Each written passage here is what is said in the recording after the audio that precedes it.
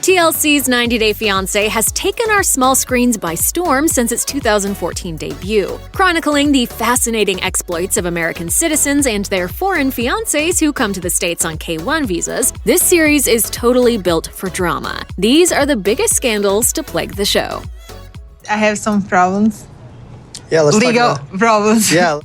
Fans of 90 Day Fiancé watched the rocky relationship between Colt and his Brazilian bride, Larissa, play out during the show's 6th season. In November 2018, according to Colt's since deleted Instagram stories, he explained that during an argument, he attempted to deactivate Larissa's phone, which led her to post a plea for help on social media. Shortly after, the cops showed up for Colt, but after discussion with the couple, it was Larissa who was arrested. Colt declined to press charges. I never thought in my life that I would go to the jail in America. In January 2019, it appears Larissa was arrested again after another argument. When police arrived, officers noticed Colt had injuries, with one officer telling Us Weekly he had a swollen lip and his gums and teeth were bloodied. When the authorities finally tracked Larissa down, she claimed that Colt had physically assaulted her. The officers, however, were unconvinced. She was taken into custody and held on $3,000 bail. Colt filed for divorce days later. Molly and her Dominican husband, Luis, appeared on the 5th season of the show, and their marriage was as brief as it was troubled. In addition to Molly being 16 years older than Luis, the couple fought frequently, culminating in a blowout battle over the loud music he refused to turn down. Feeling unsafe when Luis called the police, Molly fled from the house with her children in tow. When she returned, Luis had packed up his things and left. I never thought in a million years that this would come to this. This is not the person I met, and I'm fed up with this. According to legal documents obtained by Reality Blurb, the couple married in July 2017 and separated on January 5, 2018. Molly filed for divorce on January 23rd, less than 3 weeks after their official separation. But it sure didn't take Luis long to move on. Just 5 months after the divorce was finalized, In Touch Weekly reported that Luis had remarried. He told the outlet, "Yes, I did get married. I have no contact with Molly. I just want to be happy. I don't want to know nothing about it, but if she wants to congratulate me, it's okay."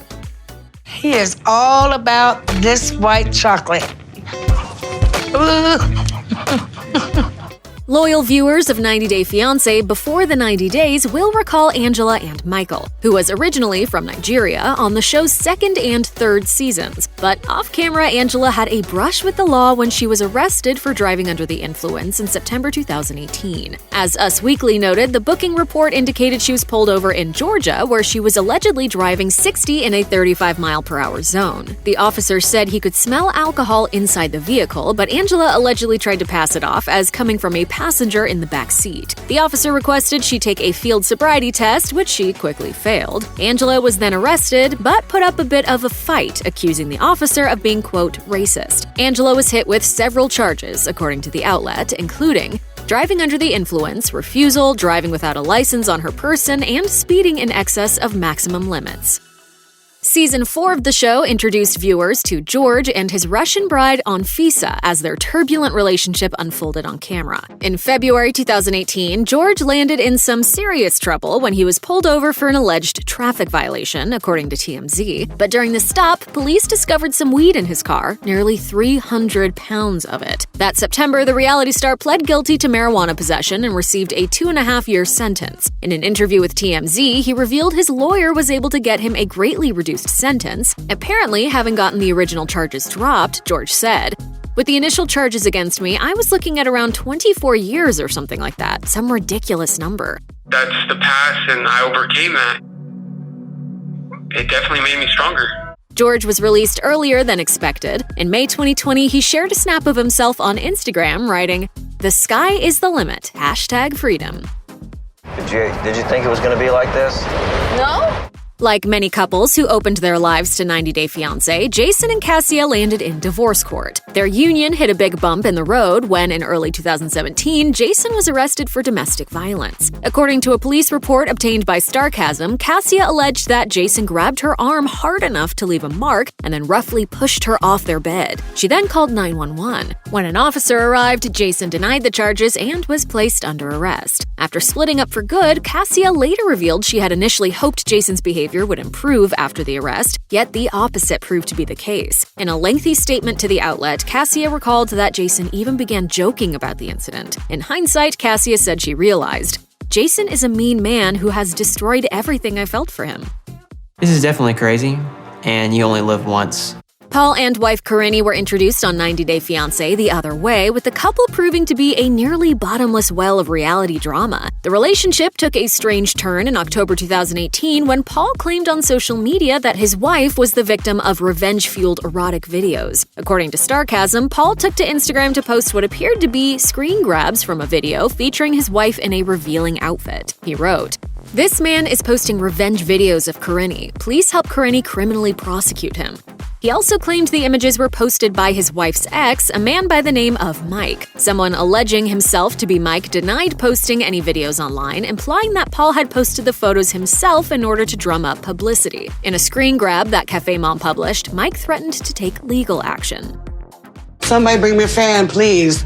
Holy Lisa and her much younger Nigerian husband, Usman, were featured in the 4th season of Before the 90 Days. And as tempestuous as their relationship was on camera, things really went off the rails when some unaired footage from the season tell-all special was leaked via Instagram. In Touch Weekly reported in May 2020 that those who saw it witnessed Usman accusing Lisa of using a racial slur against him. Lisa subsequently appeared on The Dominic Nadi Show and revealed she had been receiving death threats from viewers via social media. Addressing her use of the word, she said, "It was used out of context and used out of stupidity. My husband accepted my apology, but the haters don't." While Lisa told Nadi that she was advised to lay low until the dust settled, that apparently didn't happen. In June 2020, The Blast reported that Lisa's booking agent issued a social media post indicating that an appearance she'd been scheduled to do was, quote, "canceled due to TLC not allowing Lisa to do the interview."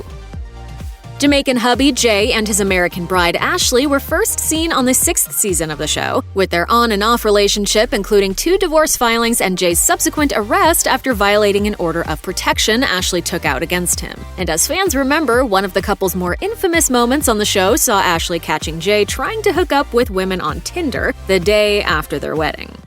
You know, he's getting a lot of backlash in the press, which he should. I just wish he would own up to it instead of trying to throw me under the bus.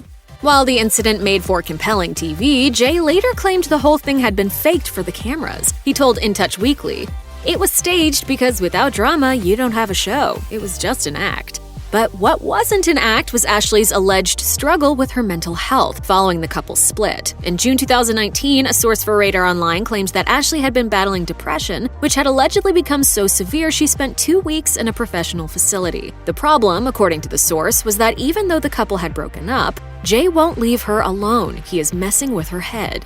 Despite all that drama, the pair eventually seemed to reconcile. In March 2020, Ashley shared a video of herself and Jay on Instagram, writing, quote, "Maybe this quarantine isn't so bad after all." A rep for Ashley also confirmed to In Touch Weekly that while the two were not officially off or on, they were still legally married. But considering Ashley tagged a post in October 2020 with, quote, "This is why I'm single," maybe she is. I'm not proud of my past. I'm not. But it is my past. And I have to accept it. When it comes to stirring up scandal within the 90 Day franchise, it's tough to top Geoffrey's checkered past. Introduced during the 2020 season of 90 Day Fiancé Before the 90 Days alongside Russian fiancé Varya, Geoffrey made headlines when his supposed rap sheet resurfaced. The Knoxville News-Sentinel reported on Geoffrey's January 2020 court appearance following a 2019 arrest in which he was charged with aggravated kidnapping, domestic assault, interference with emergency calls, and vandalism. Reportedly, his then-girlfriend alleged that he hit her head against a hardwood floor and physically pushed her into furniture and against the wall. According to the divorce filing obtained by Sarcasm, Geoffrey's ex claimed he assaulted her and threatened her life. Further revelations came from the motion for protective order filing of a different ex-wife. According to the report, Geoffrey allegedly sold, quote, opiate medication and used their children, quote, as a cover or mule in his illegal activities. He also spent 13 months in prison on drug charges. American Stephanie and her Australian girlfriend Erica made 90 Day Fiancé history as the first ever LGBTQ couple to appear on the franchise. I probably like her way more than she likes me right now, but it's okay. We've got time to work on it. As viewers watched their long-distance relationship unfold on Before the 90 Days in 2020, some couldn't help but notice that Stephanie was reluctant to show any physical affection toward Erica when she visited her in Australia. Fans then wondered whether YouTuber Stephanie was actually faking her orientation in order to drum up interest for her YouTube channel. Erica responded to the speculation, later telling Entertainment Tonight, "I'm not gonna sit here and say that she is something or she isn't, because that's her own personal journey. I want someone to be excited about, being around me." Still, Erica did reveal that she and Stephanie didn't spend all that much time together beyond what had been filmed for the show. She added, "Honestly, we didn't sleep in the same room or even the same hotel room more than 4 nights." David and his Thailand-born wife Annie first showed up on Season 5 of 90 Day Fiancé and subsequently appeared on 90 Day Fiancé Pillow Talk. But prior to appearing on reality TV, David apparently had political ambitions. According to a 2010 article in the Louisville Future, describing him as a, quote, conservative activist, David had been recruited to run against an incumbent for a seat on the Jefferson County Board of Education in Louisville, Kentucky. Describing himself as a, quote, different kind of Republican, David declared he wasn't officially a member of the Republican Tea Party faction, but admitted to aligning with much of their platform. But I believe in David. I believe in him. But David's campaign stirred up controversy, according to Wave 3 News, when evidence emerged that he didn't actually live in the district in which he was running, and that he moved into the home of a friend who did live in the district in order to qualify. To his credit, David didn't deny the allegations. He said, "Did I move there to run for office? The answer is yes." Check out one of our newest videos right here. Plus, even more Nicki Swift videos about your favorite celebs are coming soon. Subscribe to our YouTube channel and hit the bell so you don't miss a single one.